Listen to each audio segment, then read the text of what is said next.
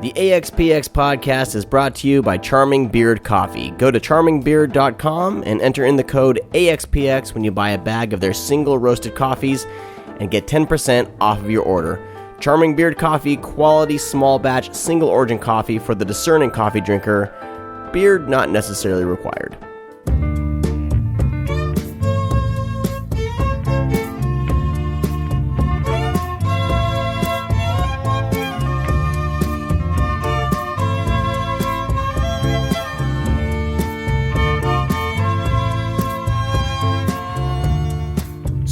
Don't cry. You can rely on me, honey. Welcome to the AxPx podcast, show number 19. I'm your host, Sean DeRager. Thanks for tuning in. As always, hanging out from Arizona in his penthouse suite, Joey Avalos. What's up, man? What's up, Sean? How you doing, man? I'm doing really good. Happy to do another show, and man, we got some great things moving forward, and I'm really excited about today's show. I've been wanting to talk evolution for quite a while, and when you brought it up and when you told me about our guest today, I was very excited to do this show. So we still got a lot of exciting stuff in the works, and you were actually recently on a Google Hangout with Jay Baker. So that was kind of cool. Yeah, that's right, man. He just released a new book called Faith, Doubt, and Other Lines I've Crossed. And he was kind of doing a little a Google Hangout promoting that book and just talking to his readers or potential readers. It was cool, man. Cool. And we shamelessly plugged the show. Of course, man. I wasn't able to do it because it was right about that time was when it's dinner time with the wife and kids and stuff like that. So there's no way that I was going to be able to join it. I was sent you a text message. I'm like, plug the show. Who cares? Who cares how shameless it is? I'm still trying to figure out that guy, man. He seems really genuine and open, and you can appreciate that. But still at the end of the day, I'm like, what do you actually believe? Yeah. You know? Yeah. Well, hopefully the bait is set and we'll be getting Jay Baker on the show sometime soon. I know that keep going back and forth via Twitter, so we'll see how that works out. Before we jump in today's guest, this week my brain has been spinning because I watched the first episode of the History Channel, quote unquote History Channel's The Bible. Exactly. Yeah. What were your thoughts on that show, Joey? Well, let's jump. It's first on the History Channel, which was. It baffles me because, you know, you got Pawn Stars and you got Swamp People and all this, and then you got the Bible. I don't know if it's doing any justice for evangelicals there, but, you know, man, it was pretty thick. It was interesting. I think what actually was the most interesting is just reading like Facebook messages or Twitter messages, seeing all these evangelicals are like all fired up for it. And, you know, you and I, as we study the Bible and stuff, we look at it, you know, scripture a lot different than we probably did maybe 5 to 10 years ago. Right. So when we see it and they're, you know, you get these literalists about everything, we're just like, how do you believe this is like really true? Well, for me, and I'm sure we'll dive into this with our guests a little bit, but for me, right. I feel like it did the Bible a disservice because once you kind of show things in a certain context, it shows how kind of ridiculous some of these stories are. And, you know, like, it's just ridiculous. And it's actually, there was a YouTube video that you posted called History Channel's The Bible in Under 10 Minutes. And I'll put this in the show notes. It's by Cult of Dusty. And it pretty much, if you watch it, it's pretty much what I was going through when I was watching the show. Number one, they have the whitest of the white people playing, you know, Middle Eastern and potentially like African descent, which was really ridiculous.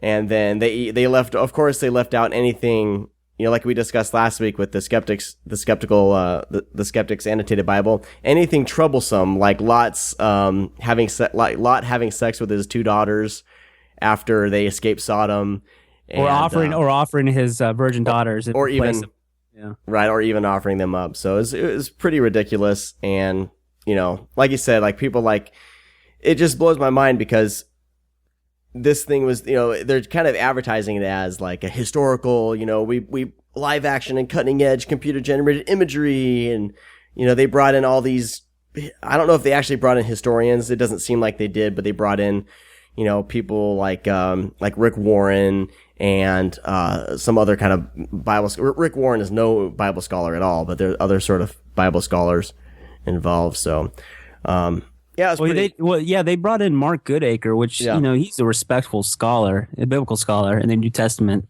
world, which is interesting. I wonder where he consulted. Yeah. Well, I want to dive into. We're talking evolution today, so I want to talk about this show a little bit further with our guest here. So let's just jump right into bringing on our guest.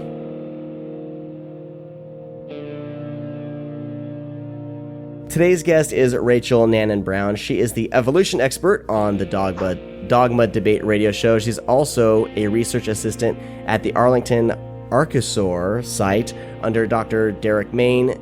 She is currently studying to be a paleoanthropologist. She's a self-described science nerd, outspoken atheist, and friendly neighborhood evolutionist. Welcome to the show, Rachel. Yes, thank you for having me. It's paleoanthropologist. Paleoanthropologist. But yours sounded more complicated. I like that. You see, science was never my strong suit.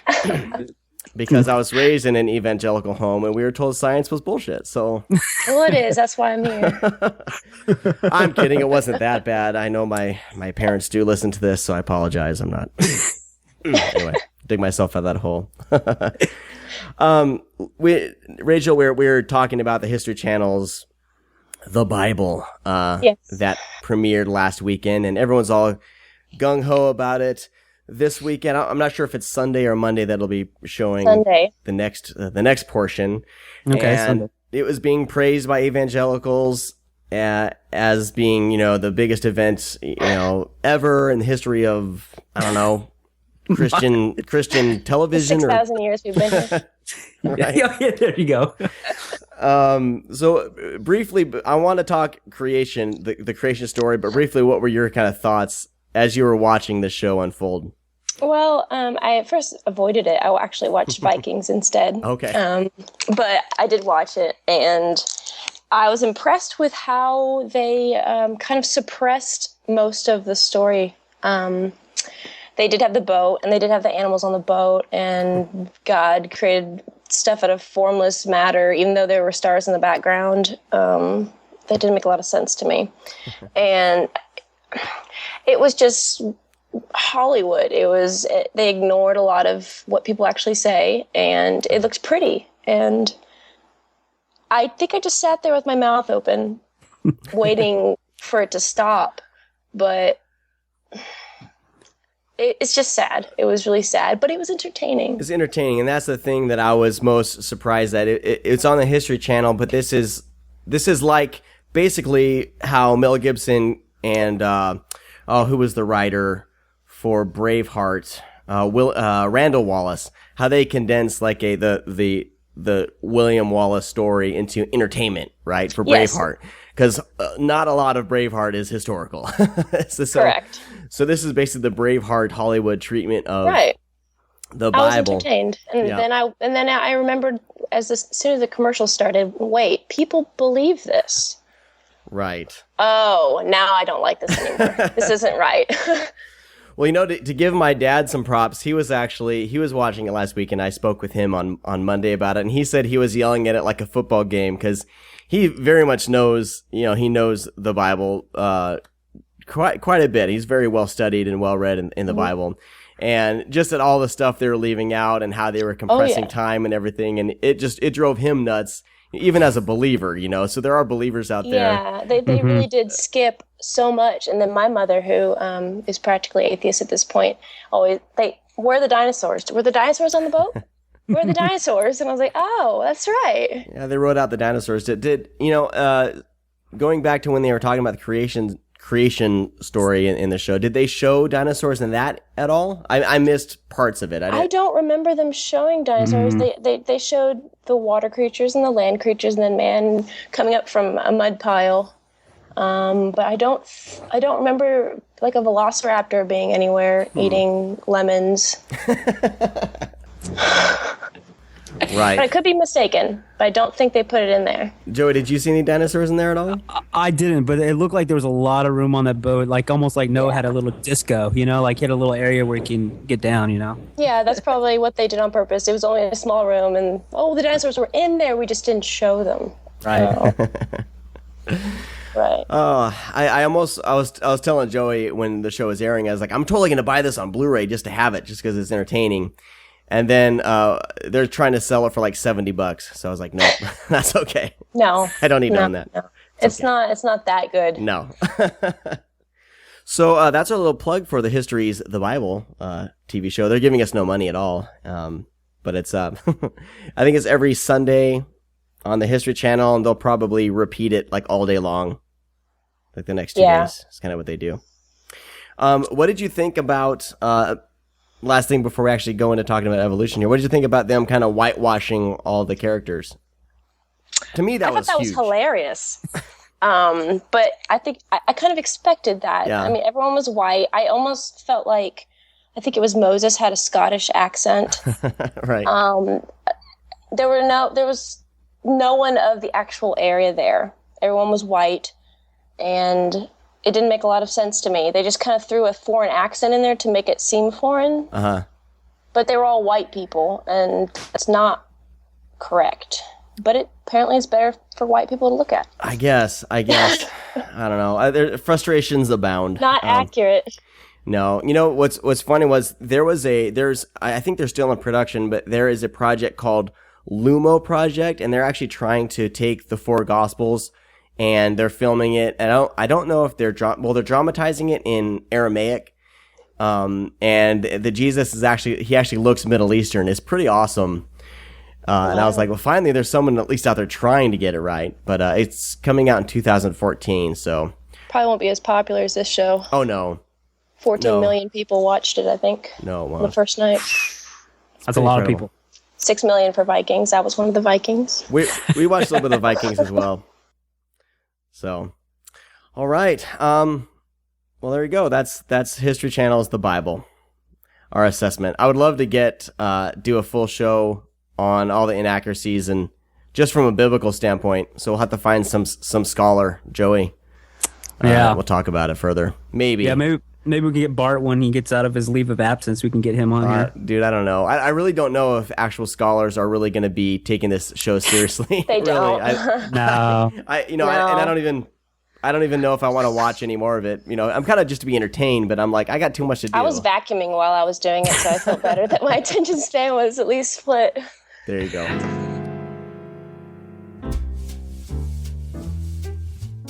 Evolution means that something has become something from something else, correct? Mm-hmm. Okay, so my question is, if we're from apes, why are the apes still here?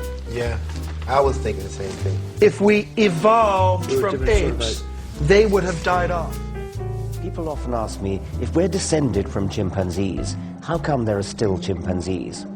Well, we're not descended from chimpanzees. We're both descended from a common ancestor who lived there about 6 million years ago. That common ancestor then produced 2 branches, one of which went to us humans, and one of which went to chimpanzees, branching further to produce bonobos and common chimpanzees. We are all cousins. We are not descended from chimpanzees. More distantly related are gorillas. They share a common ancestor with both us and chimpanzees. That's the common ancestor between gorillas and humans and chimps. So humans and chimps are a natural group which are related to gorillas, cousins of gorillas, and all of those animals, which are all African apes. The African apes are gorillas, humans, bonobos, and chimpanzees. All the African apes have a common ancestor with orangutans. That's the common ancestor with orangutans. Those are all the great apes.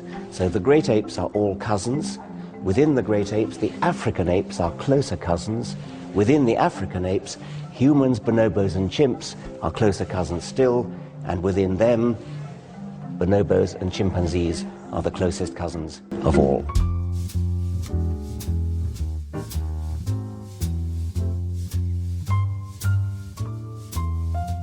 We're here to talk about evolution.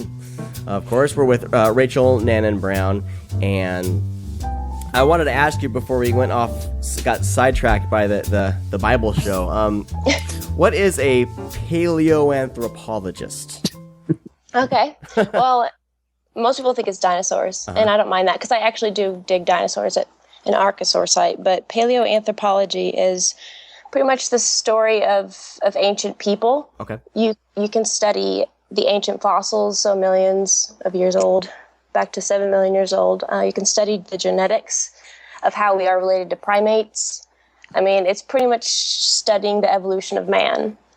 And I went into that just because I love the fossils, and I love being able to tell somebody, no, we do have the fossils, and be able to show them what Afarensis and Africanus, what they are, take them to a museum. But it's actually a very offensive field of work, I've realized. Because people don't like being told, oh, we come from monkeys. That's immediately what they say. Right. When you tell them that you study paleoanthropology. Right. So I just watched a documentary today called The Human Family Tree. It's a National Geographic documentary. And they are using something called the Genographic Project. Would that be something up this field, or are you that more is one of the fossils? branches. Okay. That is the genetics, and I love that. I actually ordered a genetic analysis a week ago from 23andme.com to get my genetic analysis of my maternal and paternal lines of, I think they go back 175,000 years. They show you how much Neanderthal DNA you have. So that stuff I also studied, but I know more about fossils. I'm sure some people have more Neanderthal than others. Yes, but it's only a little bit. I think my friend was 2.7, and most people are 2.5. Okay. So we'll see what I am. Well, I mean, some people like people in the Walmart parking lot, mainly. Well, they would be more like Homo erectus. Okay. Because Neanderthal has a bigger brain than us, so Oh, wow. Okay. maybe we're the Neanderthals in that sense. Probably. All right. I'm in a weird mood today, everyone, so I apologize in advance for any offensive things I may say. I'm very offensive too. Okay. Just blame it on me. Okay. Do you have any idea, do you know kind of the specifics on how that cheek swab works? Like how they're able to map DNA? Because to me, it was fascinating. I haven't got to the end of the documentary, but I thought that was just a fascinating method of, finding out your ancestry. Well, it's really, really complicated. They kind of detail it on their website, but it's pretty much that your cells all carry your DNA, and your cells are in your spit, and you spit in a vial, and they're able to extract that and then compare you to everyone else who's done it. But it used to be probably around $1,000 to get this done. It's only $100 now, so they've mastered the technique in it, but it's very complicated. Yeah. Right, very interesting. I want to do that as well. Yeah, it's only $100 now, which is the lowest it's ever been. So Takes about a month. Mm-hmm.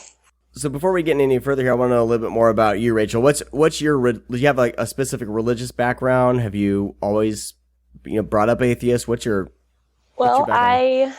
Since I'm in Texas, everyone thinks that I'm probably like a Baptist or, I actually was raised Presbyterian because my parents were from the North. And I went to a Presbyterian church till I was, I think, 10. But my family, I realized, were going for social, to fit into this, to the group and to the city we were living in. And we had a lot of friends there. And I found out my dad was a secret atheist when I was 11. My brother became an atheist when I was 8, and my mom eventually, whenever I was 10 or 11, the preacher left our church and we got a new one, and he stood up in front of the church and said, if you don't have Jesus in your heart, you won't get into heaven. And that upset my mom. I guess she didn't believe that, which means she probably wasn't a true Christian in a sense. And so we left church and we never went back. And I think atheism was a natural progression to me because I lost Santa, I lost the Easter Bunny, and then whenever my brother was like, do you believe in a God, when I was 11 or 12, and I just kind of, no, of course I don't. And then he's like, what? Well, that was a really big, what do you mean? You can't just say that. I'm like, well, I mean, Santa's not real. no, I don't believe in God. And then I think I yelled at somebody in the 6th grade that God wasn't real. And ever since then, it's just kind of been a natural state of mine. I never had that moment of, wow, I'm not a Christian, or wow, I don't believe in God. So I'm actually really interested in people that have to go through this emotional, oh gosh, it can be really hard on a lot of people. A lot of my friends, it was a hard road. And so I never felt that. Yeah, you don't have all this unwiring to do, or rewiring to do. Yeah, I have to look in and go, why do you believe that? Well, that seems dumb. Oh, wait, I never felt like that, so I have no idea how that feels. Yeah. Right. So I had it easier. Do you think that being an atheist has given you a disadvantage or an advantage when it comes to teaching, teaching evolution to people? Depends on the age and where the person's coming from. If it's just a person who is not religious or just doesn't care, like most of my other friends, it doesn't matter. I mean, my atheism doesn't come into play even at all, because I am an atheist, but I don't even think about it. Like that's nothing within evolution. You don't have to understand evolution and then become an atheist.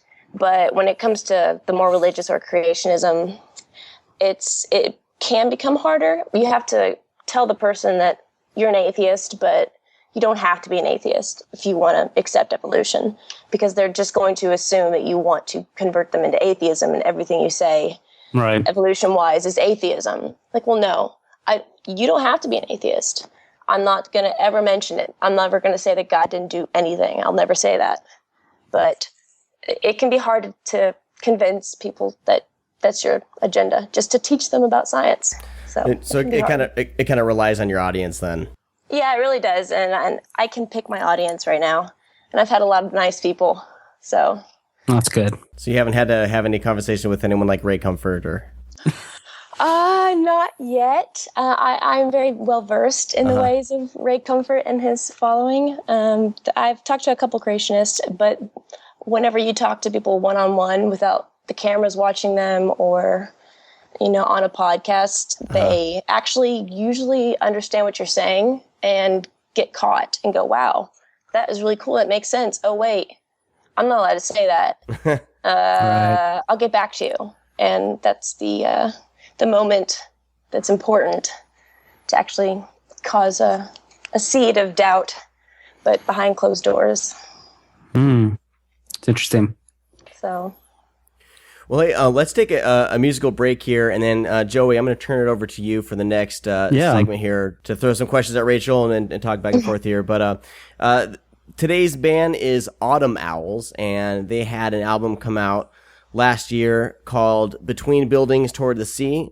Well, they just recently released an acoustic version of that album, and they're calling it The Long Way Around. So this is a song off of that album. They're releasing 2 songs a week spread out on different websites. I'm not sure exactly where you can find this song, but you can hear it here and go to autumnowls.bandcamp.com to actually grab the tunes there. The song is called Spider from the album The Long Way Around. You're listening to the AxPx podcast.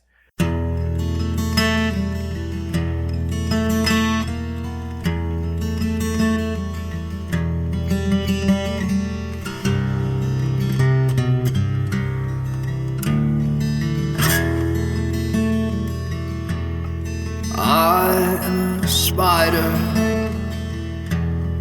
I'm a sniper,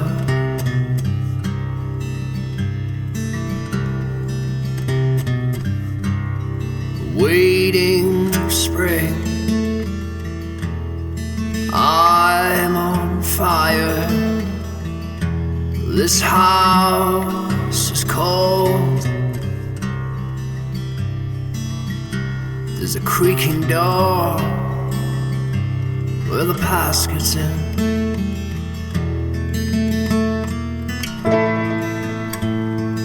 There is a grapnel that keeps me locked in self-contempt.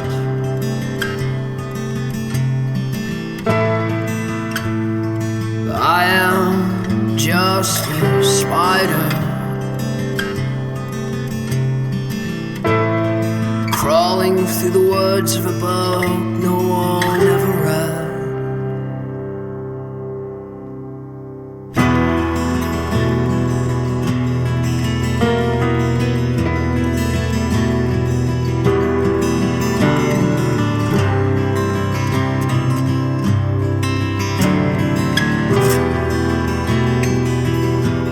This New Year's chill lets me see every breath I waste. A streak of TV light illuminates these crumbling walls, awaken my memory. There is comfort and cruelty in this routine. I'm a cotton ball in a waterfall. I am ready to let you all in.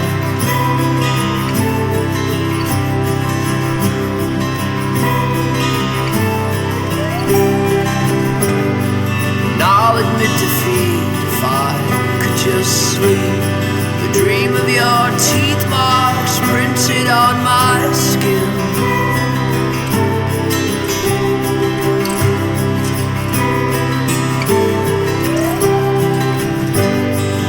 I am a spider, I am a sniper, wings ring, waiting something.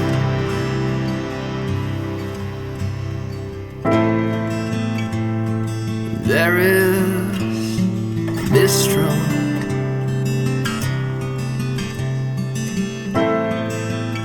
through this room for rent.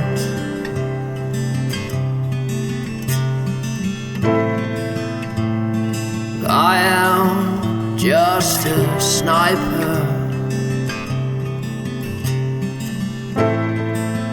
with no targets left but myself. That was Autumn Owls with Spider from their acoustic album, The Long Way Around. You can find their music at autumnowls.bandcamp.com. Grab that there, and you can find that song for free. Oh gosh, where can you find that song for free? There's a website called Independent Clauses and a website called Open Ears that are giving the tracks away for free right now. I'll post these in the show notes. All right, we're talking to Rachel Nanon Brown. She is the evolution expert on the Dogma Debate Radio Show. And Joey, man, I'm going to turn it over to you because I'm sick of talking for a bit. It's all good, Sean. Well, you know, I think when Sean and I were talking about this show, education is key to everything. And like with anything, when it comes to evolution, it can be a daunting subject matter because at some degrees, even adults have a hard time grasping it sometimes. Most adults do, actually. Yeah, most adults. Exactly. So when we think about it, it's like, you know, if you have children, like Sean has children, I thought I was like, how would you teach your kid evolution? You know, do you fully grasp evolution? So that's kind of what we were thinking about. It's like, what would Rachel say to a 5-year-old, or, you know, tell parents how to teach evolution to your children? Mm-hmm. Okay. Well, like you said, a lot of people don't even understand evolution. So it can be weird to try to discuss it with kids. And so I quickly looked up some resources because I'm not a parent. I have a lot of friends who are parents, and they don't even talk about it. And I don't think a lot of 5-year-olds are going to be able to grasp it, which is fine. I don't think a lot of 10-year-olds are going to be able to grasp really what evolution is. But every parent knows that you teach a child how much you think they're able to understand. Right. And then they'll go, oh, okay, and they'll run off and go do something else until they're 6, and then they come back and they ask an even more complicated question. So I found some resources where a website has compiled things that are games, books, posters, all sorts of stuff for different age groups. And I think these are things that they're really good to use with kids, because to tell a kid that used to be a fish, they they're not going to understand what that means. And you know, that's okay. Right. But if you have a game to show, okay, well, we used to be fish, but what came after the fish? And you can click a button and then the fish swims through the ocean and then it turns into Tiktaalik, which is an on-land kind of reptile. That's going to make a lot more sense to them than just saying, oh, well, we come from monkeys. And they're like, well, what do you mean we come from monkeys? Well, yeah, I don't really know. So these games are all actually organized based on how much a kid's going to understand what they really need to understand about it. Because I don't think it really is up to most parents to completely understand evolution to my, I guess, level. You don't need to learn that. It's way too much stuff. But you also need to get yourself educated a little bit. I mean, you don't have to read Richard Dawkins and atheist propaganda, as some people think. But even you just playing these games first and understanding what they're trying to say and looking at the different resources of what you need to do per grade level, because they're not going to talk about it in school. And I mean, that's pretty much it. I mean, just if you play these games and you kind of grasp what things are important for a kid to learn first. And I asked one of my friends who is an atheist, but she has a young girl, and she taught her kid about evolution early. And I asked, well, what did you talk to her about? He's like, well, you can't just say, oh, well, evolution is adaptation and mutation through natural selection, because they're just going to look at you and think you're crazy. And she's like, well, I taught her about dinosaurs, and I taught her about, really, really old things, how old the Earth is. And a long time ago, we weren't here. These creatures were here, and just you have to start building up these ideas of ancient organisms, how big they were or how small they were. And eventually you'll get to the point where they can understand that now we have us. And they go, oh, well, a long time ago we had dinosaurs, and they can start to grasp these things. But I think it's a very complicated thing to try to start talking about. Right, so right. I understand that. Yeah, it is. It could be tough. And we'll actually talk more about it in the third segment about education in the school system and everything. Because actually, you know what? When I wanted to learn evolution, I actually I purchased the audiobook, Richard Dawkins' The Greatest Show on Earth.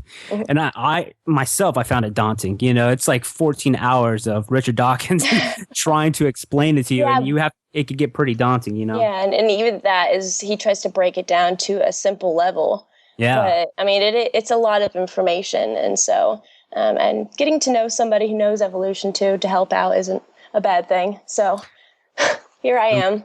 Yeah, exactly. I can always help. Yeah, well, we appreciate it because, I think you can help us with our next question is the biggest misconceptions of evolution. A lot of people, I think I posted on your page, Sean, today with Stephen Baldwin when he says, like, well, explain this, if we came from monkeys, then why are there still monkeys? Right. And then you got Richard Dawkins comes in and he talks about the common ancestors and, tells them the facts. Right, and the facts are never as short as the claim of why are monkeys still here? Well, 65 million years ago, and then 14 hours goes by, and you don't understand what just happened. Right. Exactly.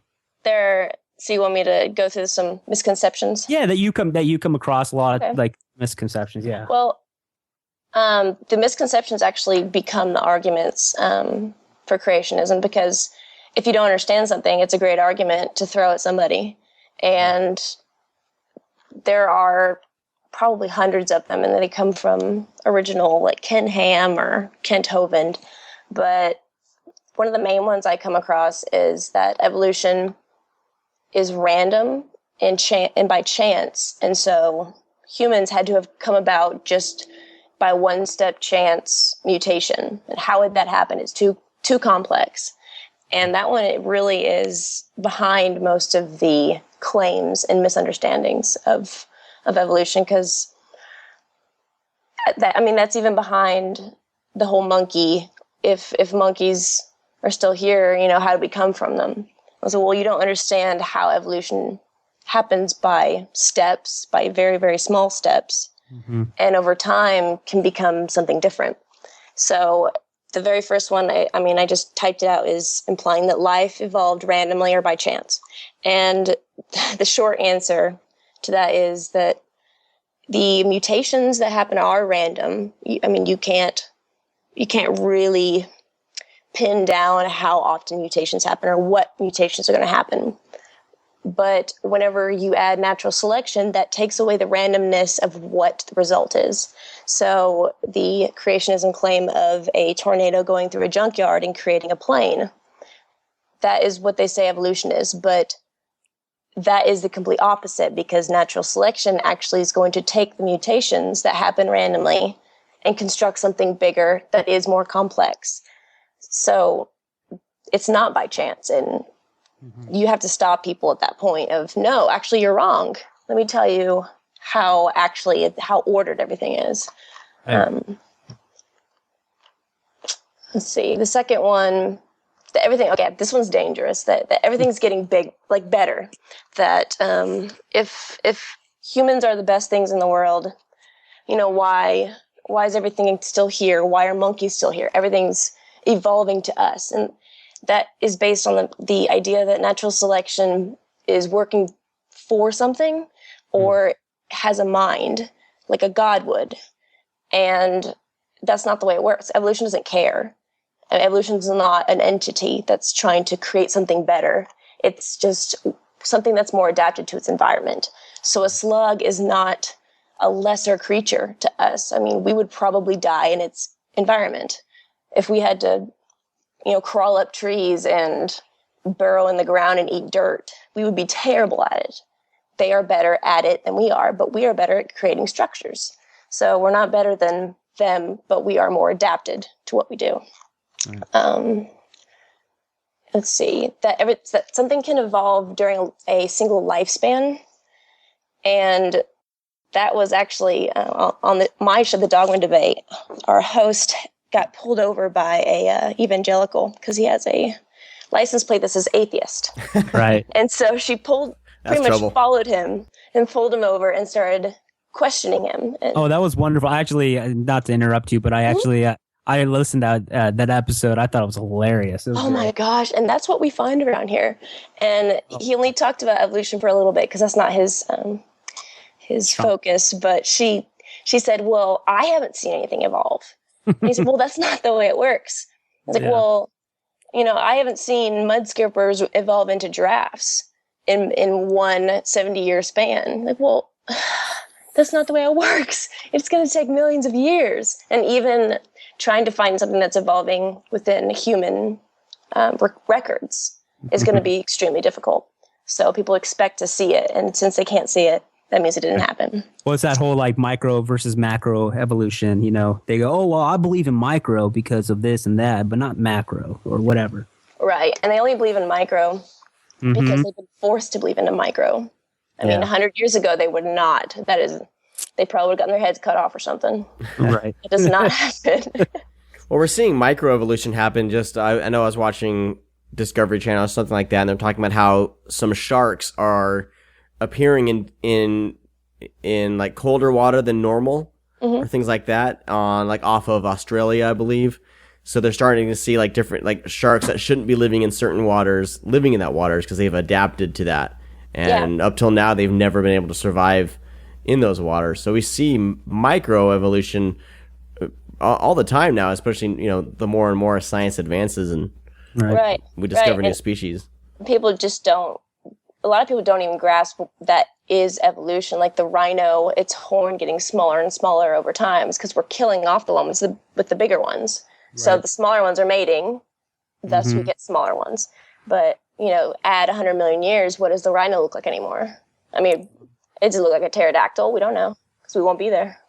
So, Rachel, I have the atheist's worst nightmare in my back pocket here. What about the banana? Because we know the domestic yellow banana. yeah, that's always a fun one. Well, I know that I have nothing to say. I am now converted. Well, I know that since then, Ray Comfort has basically embarrassed himself. He embarrassed himself and denounced that idea. But right, and that's a great example of someone saying something stupid that has no evidence behind it, because the banana didn't always look like that. We evolved the banana to look like the way it is today. The wild banana is not yellow and soft and perfectly tilted towards our mouths, that has a great peel that opens a specific way, and like a tab of a Coke can. And it didn't always look like that. We actually made it that way. And so as soon as people started developing the videos of how to have a rebuttal against him, he retracted his statement. But 99% of the time, they don't retract their statements. Right. So if no one ever said anything against that, I would probably be told, well, what about the banana? But that one just isn't used anymore. You know, it's funny because I just since I started I researched it. I always never really even thought about the banana, because I was like, oh, that's just dumb. You know, Joey, you saw me on Facebook and I think you made fun of me, but I just did research and I found out that, oh my gosh, I guess the yellow banana doesn't appear in the wild like that. Right. And why would we ever need to know that? And so if a creationist comes up with that argument and asks a normal person, well, what about the banana? They're not going to know what to say, because why would we need to know about the evolution of the wild banana? So we're forced to learn about that stuff and go, wow, it didn't always look perfectly like Ray Comfort's banana. Yeah. So that's interesting. That's another just a modern example of evolution in action. I mean, I'm looking at my backyard right now. We have a tangelo tree. It's a cross between a tangerine and a grapefruit, I think. And an orange. So it's, those have never appeared in the wild, and I have one in my backyard, it's right. And a lot of wheat species don't even exist. And that's actually one of the resources on the website of It's Bioscience for the Future, is actually going through the different types of wheat evolution that we've seen from the original stock that we've changed. A lot of things have evolved and we don't even know it. Well, so what would you say about because I know there's an argument about gaps in the fossil record. That's another argument that creationists like to bring up. Well, that will require a whole entire show, but because that's my specialty. Well, that's completely false, and one of the most common arguments. And you can just Google transitional fossils if you want, and then look at the images, and there are charts upon charts upon charts that either link to, more simplified information or science journals of all of the transitional fossils that we do have. Just because people don't know about it doesn't mean they're not there. But also, that can also stem from the fact they don't understand how things fossilize. If we do have a gap, it's a small gap that only is highlighted from people like creationists that ignore every other gap we've already filled in. And it doesn't disprove evolution that we don't have the fossils yet between two specific points that they determine is important. And it's because things that fossilize are really rare. I mean, you have to die in a specific setting. You don't get eaten, most likely. Your bones aren't strewn about, which is very rare. You have to have a lot of moisture. You have to get buried rapidly, and then also find yourself unearthed millions of years later by a Homo sapien that didn't build a building on top of you. And that's really rare. I mean, I dig up fossils at the Archosaur site, and the fact that I find fossils almost every day is like kind of insane. That usually doesn't happen. But it's like if a creationist showed up and said, no, those fossils don't exist, and there's a gap between the crocodile and the turtle. Well, no, you don't have the right to say that. You haven't looked at anything. You've never done any science journals.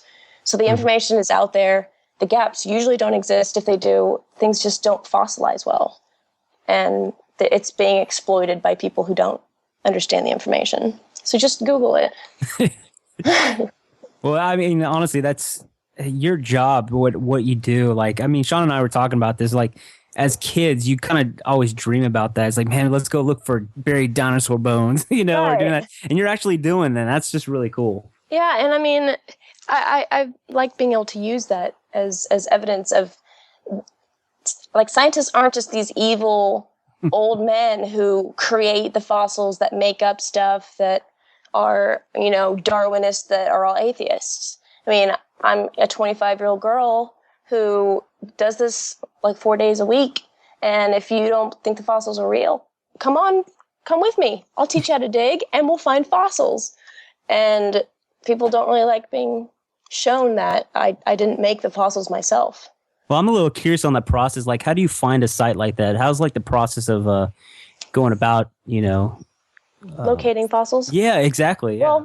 Well, a weird thing that people don't really think about is that every piece of land that you know of used to be a strata from millions of years ago. Right. And it could be earlier or later. And ours was just by chance that people were surveying the site. I think they were kids, and they actually were finding like teeth, and they were finding bones sticking out of the ground. And they're like, well, what is this? And they took it to the local college, and I think it was University of Arlington. And they're like, wow, like you found all these fossils. And at the same time, another group was also doing the exact same thing. They were literally walking around in fields looking for fossils, because fossils are everywhere. And so we found out that there are so many fossils in this specific area because it used to be kind of like a delta, kind of like Louisiana 100 million years ago, that there was a lot of moisture and there were rivers and lakes. And so things died in the water and they got fossilized really well. And so we have ancient crocodiles, hadrosaurs, turtles.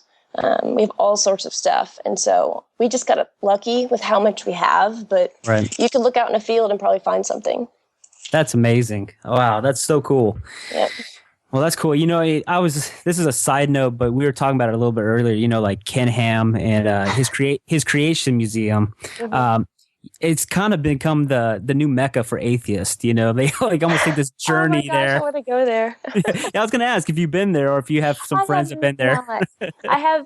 We have our own creation museum here. Do you? I didn't know which that. Is actually situated on a natural bed of dinosaur footprints. And the people found some prints that look slightly like human footprints if you have a great imagination and you don't understand how they were made. And they pretty much built a creation museum and are saying that man walked with dinosaurs. And the real paleontologists are going, wow, this is a shame, because these are beautiful prints of dinosaurs. There's no humans here. And so I haven't been there yet. I want to. And Ken Ham, I don't know if I could handle it, because I would probably be just way too rowdy and laughing and trying to educate everyone around me about how this specific scene they've made is completely ridiculous. Like they made Australopithecus afarensis, or Lucy, the upright ape. Right. They did their own display, and they made her look like a gorilla. And they're like, this is Lucy, one of God's beautiful creatures. It was a quadrupedal ape. And I'm like, oh my, what is, you're lying. And I would just go insane. I think I would go insane. But you'd have to probably tape my mouth shut and arms down if I ever went there. Well, that could be very painful. I mean, you dedicate your whole life to this. You study it, you know the facts, and then you go there and you see everyone, telling the wrong story. I mean, that's frustrating. That can be frustrating. It can upset you it upsets me when people learn what I do and then pretty much just say, no, you're wrong. It's all a bunch of lies and we come from God. So what you've been studying for 6 years, it's all stupid and you're stupid for believing it. It's like, wow, that's actually kind of insulting to me, who has done a lot of work and I've tried to learn all this stuff.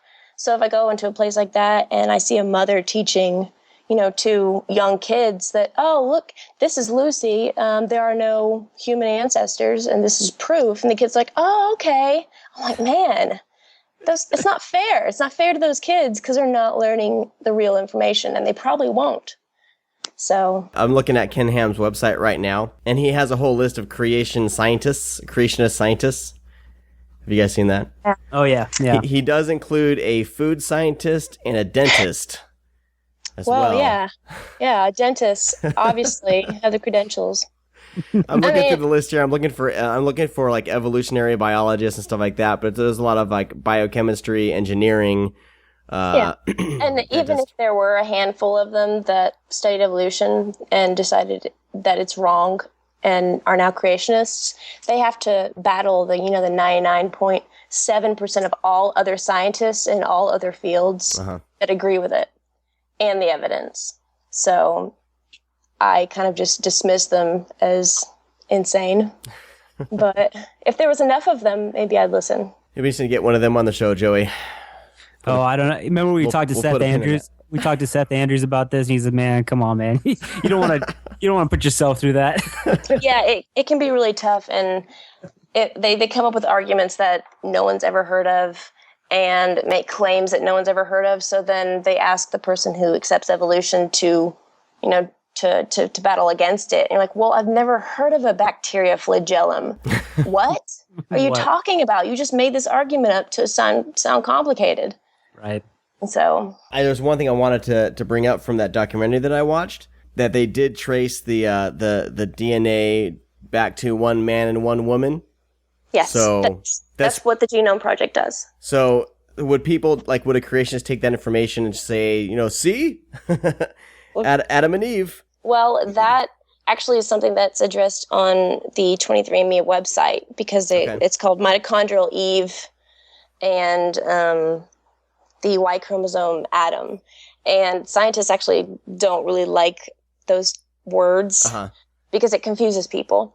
Right. And they won't go into further research of what they actually are, because mitochondrial Eve is 175,000 years old. And Eve didn't live in the same area or the same time as Adam, which is 125,000 years old. Okay. So somehow Adam and Eve living in different places at different times ended up making all the populations of the world from Africa. And they'll probably not agree with that. They'll go, no, well, of course not. I was like, well, then you can't accept these genetic points as evidence of anything. Mm-hmm. So it's just a misunderstanding of the terms. Right. Well, as soon as I heard it, I was like, someone's going to take that and spin it to the creation story of Adam and Eve. Yeah, I've already been told, they found Adam and Eve in the genome. I'm like, do you know what you're saying? Right. Let's go to Google and let's learn some stuff. Because no, they didn't. Well, speaking of learning, let's come back and talk about education. Let's take another musical break here. This is Autumn Owls one more time with the song Spare Room from their album The Long Way Around. You're listening to the AxPx podcast. My God, the pressure's on. Riders blocking a breathless snow. Like sand in my shoes, like salt in my wounds, blood pulsing beneath the blistered paint. In the spare room, the stars in the eyes of a monster, crouching in the long grass of night. I'm in the spare room, you knew I lied when I said that I'm alright.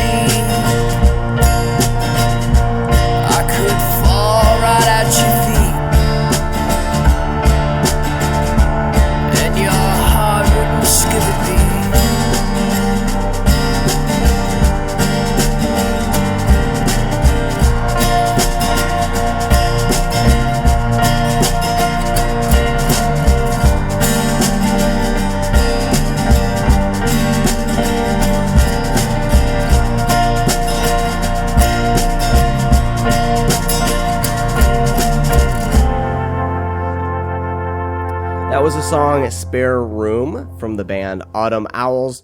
Their acoustic album, The Long Way Around. Oh my gosh. The Long... I'm evolving into an Asian. The Long Way Around. It's available right now on their Bandcamp, autumnowls.bandcamp.com. See, I told you I'm very, I'm a bit off today. Yeah, man. I'll mispronounce things. So jumping into education here, there has been a push, and I don't really keep up with the politics of it, but I know that there has been a push to get intelligent design into the schools to be taught alongside evolution, because creationist thought or an intelligent design person's thought is like, well, they're both just theories, so why not present both of them? What are your thoughts on that? Well, that's actually linked to the misconception of that evolution is just a theory, and so is creationism. It's misusing the word theory, not understanding what science means by theory, and how important and a very high step on the ladder. And over 150 years of evidence has been under evolution, and there's 0 for creationism. But intelligent design is the more recent rewording of creationism, because they can't say creationism anymore. So they have been for a long time trying to get intelligent design as teach the controversy, teach the sides, having education freedom, and they come up with new ways to do it every time. But recently, at least that I've read, we've had some disputes at the Texas State Board of Education with higher ups trying to discredit evolution in books, because they can't just completely leave it out, but they can try to limit the information or try to word things in which convince kids that it's not proven yet. Like, oh, well, the theory of evolution that is still trying to collect evidence is this. Well, you didn't need to put that is still trying to collect evidence. Why did you need to put that? So they are very sneaky in their ways of trying to get doubt under evolution, as well as getting creation in schools. And I think there was four bills encouraging teaching theories of origin of life other than evolution, which Montana, Missouri, Oklahoma, and Colorado. They introduced 6 anti-evolution bills. And they're trying to redefine biological evolution and partner it with biological intelligent design as if that's a science. And so they're doing okay with trying to get these out, but just the next year they're going to come up with more bills of just trying to discredit evolution, get it out, get down into it, even if they don't get intelligent design in with it. So it's not going to end anytime soon, I don't think. Yeah. Did you go to school in Texas, Rachel? Is that where you're born and raised? Yes, I am. In Garland, Texas, I went to school, and I don't even remember the word evolution in any year of science class. I never heard creationism, though, but I mean, I'm sure it was a paragraph in my biology textbook in 9th grade that was probably assigned to read, which kids just don't read assigned readings, and we all know that. And so I didn't read it, and it was never covered on the test. We never had a lab about it. So I literally didn't learn anything from high school or middle school. There was nothing. So, how about you, Joey? No, man, I don't remember anything. Honestly, I mean, in high school and even junior high, I mean, I was just into other stuff, you know. So you really don't pay attention to that stuff, unfortunately. Now, when you get older, you're like, man, this stuff is cool. I want to learn about this, and of course, that's how life goes. But but also, I think in Oklahoma, I don't know if they passed this law, but almost like if kids. Here's like a more paraphrasing. I think if a kid writes a paper on like more uses creationism or anything like that, that they can't be docked, can't be like, oh, you failed the assignment, you know, something like that. Which I don't know if they passed it, but I think they did. I know it's a big controversy in Oklahoma recently too. Yeah, it's just finding all these secretive ways of of not punishing teachers for teaching creationism or not teaching evolution. And it works for a certain period of time, but I'm hoping that the fact that we know about it and have caught them, it will be stopped soon. But I'm not thinking it will be. But the main thing was, even though I wasn't really taught about it or creationism, evolution, biological evolution, is so important to understanding biology. It's the base of understanding. It is the reason why biology is here and the way it is. So I think it's damaging to not teach at least high schoolers of what happened, why it happened, why do antelopes have long legs, why does the cell have an outside border, why do bacteria act this way, why do viruses, only replicate when they take over a host. The actual theory of why this stuff happens, I think, is so important to teaching, not only just this is the way it is and memorize it. Mm-hmm. So I think it's damaging. I'm starting to see kind of a ray of hope here, even with homeschoolers. I just saw an article, I think it was yesterday, that a lot of evangelical homeschoolers are even, like, they're trying to embrace evolution. They're actually asking for curriculum talking about evolution, which I found was pretty fascinating that that's happening now. I'm suspicious. Are you suspicious? I don't know why, but I mean, not all homeschooled kids, get taught creationism. Right. One of my atheist friends wants to homeschool his kid, and he is huge into evolution. But I think if at least evangelical Christians are trying to learn about evolution, they're trying to learn about it so they can address their children's questions when they start asking, well, my friend said that that's not true.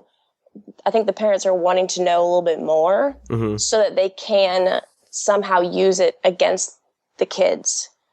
I don't think they're actually doing it to try to understand it and accept it, but maybe I'm just being pessimistic. You might be right. Well, I'm wondering, like, if you're going to homeschool your kids, I'm wondering what options you have. Like, maybe this, from what I'm reading, is it looks like the majority of homeschool curriculum is run by Christian kind of educators. So all they have is like the Answers in Genesis curriculum. So, it's good that at least they're asking for it. You know what I mean? So yeah, maybe who knows what their motives they'll learn are. about it and unknowingly realize that it makes sense, and then it'll backfire. Yeah, well, I mean, because I was always taught, watch out for your science teacher. He's going to try to teach you evolution. And I remember distinctly, like, our science teacher, his name was Mr. Schaefer, and I remember, I wish I could, he was in Iowa, and I'm, of course, in Southern California now, so I can't sit down and have a beer with him and talk to him, because I think he mentioned it one time. He mentioned, like, evolution, or even he goes like, and he said, like, some people don't believe in evolution, and he kind of got this little glint in his eye and kind of smirk, and it was just, I wonder what he was thinking. You know what I mean? I feel like he wanted to kind of go more into it on a rant. And I don't even know how I would deal with that if I somehow became a science teacher of pretty much being pushed to not really talk about it, because you're going to get a kid going, well, my mom said this, and I'm not supposed to believe in evolution. That's a lie. You can't battle a kid in the middle of the classroom. So you say, well, some people don't believe in it. Smile. That's really dumb. Yeah, he kind of moved on, and I saw he kind of chuckled, and I saw in his eyes, I was like, he thinks it's bullshit. He thinks that creationism, but I knew he was holding back. So yeah, I don't. That must be a frustrating position for a teacher to be in, because you wish you can just teach the facts. Like, here's the facts that we know, and the facts could change. The more we go along, the more we learn, we change these facts.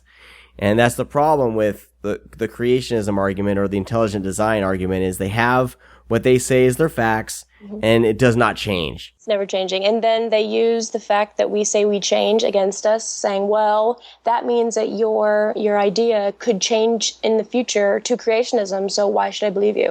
Yeah. Well, no, that's not the way it works. Our evolution is not going to change. It's our understanding of such small parts of it that you don't even know what they're arguing about at this point.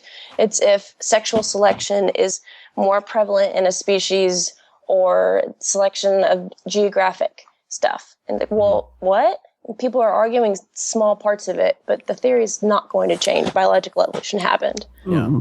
Right. And I think we just read an article on that too. An evangelical was talking about homosexuality, how that makes sense in evolution, and how that, they were just saying, come on, weren't just born that way and all that stuff, because it goes against everything, Darwin's this and that, and I'm curious how you would answer that. Cause like, I see this constantly on our Facebook, on our Facebook page a lot. So. Yeah, well, that's pretty much, they're trying to adapt to the amount of information that we're throwing at them. Like microevolution was thrown at them. They had to adapt to it and accept it at some point. So they are trying to learn about what we're trying to say and then use it against us. And a lot of people won't know enough to battle it. And that's them trying to take the understanding of who can reproduce more will be the ones that contribute to the future populations. And homosexuals, well, obviously they have less babies because they're gay. And they don't understand that it's deeper than that, we've actually found genes that possibly link a mother's fertility to having a homosexual son. So if you have a homosexual son, you have more fertility. And that would cause the mother to have more children, even if one of her sons are gay. And there have been papers written that homosexual men may contribute to the family more with child rearing. And also, it's in every species in a variation that homosexual, it's not just you have this one gene and you're homosexual. I've read studies about, the brain and how much it varies. And there's the ewe and the ram. And actually, there's like 100% homosexual rams that, because they only mate once a year, whenever the females actually become susceptible to the male way of life, because the males are actually having homosexual sex almost all year round. And then during the spring, the females become almost like males. They start acting like them, and they smell weird. And the male's like, okay, well, I guess we'll mate with the females this one time, and then they go back to homosexual sex the rest of the year. And there's actually males in that population that never react to the female scent. And so they prefer homosexual sex 100% of the time. And are they sinning? Does Jesus hate these rams? It doesn't make sense. We have it in, there's silverback gorillas. It's the easy way of saying it is they have boyfriends. They will have sex with other males, and it just happens. And it's just the way it is. And that just shows that evolution is not going to be so strict on it that it can't exist, even if it means less children in a way. So it's way too complicated for people to say that. Right. There's there's an article here. I'm actually browsing around the answers in Genesis, but they have a link to an article that a UK academic is complaining that wildlife documentaries are too family friendly and they're not showing enough animal gay sex. What? Yeah. I'm trying to see where they're linking this article from. It's the Christian Post. Of course they're saying that they don't like that this guy's calling for that, but. Oh, so he's calling for less heterosexual sex of animals on documentaries and more homosexual sex? I guess just kind of showing more along the lines of what actually happens in nature, Right. We watch them, and it's always a male and a female, and that's the way it is, and they have babies. Yeah. But there are so many animals that really do have... if you don't have a female around, too, even our species ends up having sex with farm animals. Or, I'm from Iowa. Yeah, I'm in Iowa. I can attest. I've heard stories. Yeah, it's in 23 states, it's legal to have sex with a horse. And so there are more states that legalize sex with a horse than gay marriage. It's not that it's legal. It's just that it's not illegal. Oh, right. Okay. It just shows that we do it, and there's something wrong. Where's the benefit of evolution in that? Yeah, that's an interesting way to ride a horse. Exactly. The saddle's supposed to go on the top. The horse. Supposed to go up here. Dude. Oh, man. Well, I think we covered these other questions, Joey, earlier about the, right. about the the resources and everything. Joy, do you have any other questions? I mean, like you said, it can go on forever and ever. I just think, we can also do a little plug. I did listen to I don't think a recent episode of Dogma Debate, but you do go in more. I think you were answering to a creationist or someone. The 15 questions. Something like that. So I think, we're all about, getting the information, the proper stuff. So, I mean, they could go more extent and plug your show too as well, Yeah, that episode was there's a campaign for the 15 questions that evolutionists can't answer, and it's by like creation.com or something, but they have like shirts and mugs of like a cross through Darwin's face of the 15 questions that evolutionists can't answer. And so that was emailed to him, and he asked me to cover it. So it's like a whole 3-hour show. Wow. Of 15 questions answered. Which episode is that, Rachel? Is there a number, or is it recent? Real quick. All I know is that the title is Evolution Explained. I can send it to you. Okay. Yeah, send me the link. I'll put it in the show notes here. Yeah, and even that is it's simplified, but those are probably the top misconceptions and things that are being used against evolutionists. So I try to answer them as best I can. Well, I just feel like evolution is such a deep topic. There's so much to cover, and the problem is, a lot of Christians, or even religious people, they don't necessarily want to dig in that deep, what I mean, and understand the biology. It wouldn't be as deep as it seems if there weren't people that were constantly trying to come up with arguments against it. Because a lot of my knowledge started with these questions where you have to go through and find where this person is misunderstanding, explain it to them, break down their argument, and then break down all their evidence for their argument. And with that, you could just sit down and talk about evolution. And that's what I prefer doing, but I know that's not the way it works. I mean, you have to argue these things. So where would you suggest that somebody who wants to dive in more into this subject, where should they start? It is so daunting to even just get your feet wet.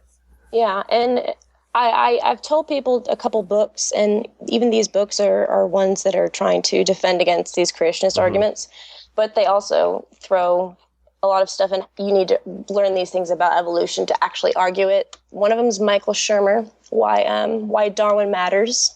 There is Coyne, I forgot his first name. But it's Why Evolution is True. Richard Dawkins is really good. Yeah. Almost all of his books are really good with evolution. The Greatest Show on Earth is a pretty good recent one. And then Donald Prothero, What the Fossils Say. That's a really good one, but even those can be daunting for a lot of people. So you have to take it one step at a time. Yeah. I mean, get one book. Even I recommend having the actual book with a highlighter and actually reading it, because you need to see the words. Because if it's audio, it continues even if you don't understand what just happened. Yeah, right. So if you get at least Michael Shermer's Why Darwin Matters, that was one of my first books when I was 18 years old that I read, and I was like, wow, I actually understood it, and I've given it to several people, and they're like, that makes a lot of sense. That helped a lot, and you can go from there. And also, people can ask me stuff. That's what I do at the Dogma Debate. I answer people's questions. I write blogs, and sometimes I even will address a specific person's question on the show. Okay. So. Yeah, and that episode is actually episode 30 on the Dogma Debate with David Smalley. One of the first one I did, actually the show cuts out, and we had to do it several weeks later. Okay. Right. So let me make sure that's the actual one. Well, yeah, just drop me a little link or whatever. We'll put this in the show notes, so by the time you go to the website, it'll be the right link. Okay. The right links. We'll put them both up there. And your blog, Rachel, what's your blog? My blog is actually on the website of dogmadebate.com at the evolution tab, and my blog is pretty much topics that I find interesting, but every single topic I come up with, I usually try to break it down to the point of, even if you don't understand evolution or even care about evolution, I build it up to something that could be interesting to anybody. Okay. So like I talked about the moon last time, and I broke down a whole bunch of facts about the moon. Had lots of, I try to make it as entertaining as possible because no one wants to go back to high school. So there's a whole bunch of Bill O'Reilly stuff and just silly things. So I do that almost every week. I'll come up with a new subject of science that I think is interesting, and so people have been reading that. Ties go in, ties go out. You can't explain that. You can't explain that. It's definitely not the moon. Man. Well, Rachel, I want to thank you for coming on the show today. It's been educational. I want to research this stuff further myself. So yeah, and y'all been saying it, there's a lot of information and it's daunting. So don't give up. So right in the beginning, because if you go to Talk Origins, there's so many links and so many fossils, and always try to look at an image. If you don't know what something is, Google it and look at an image. Okay. Because that's going to stick in your mind better.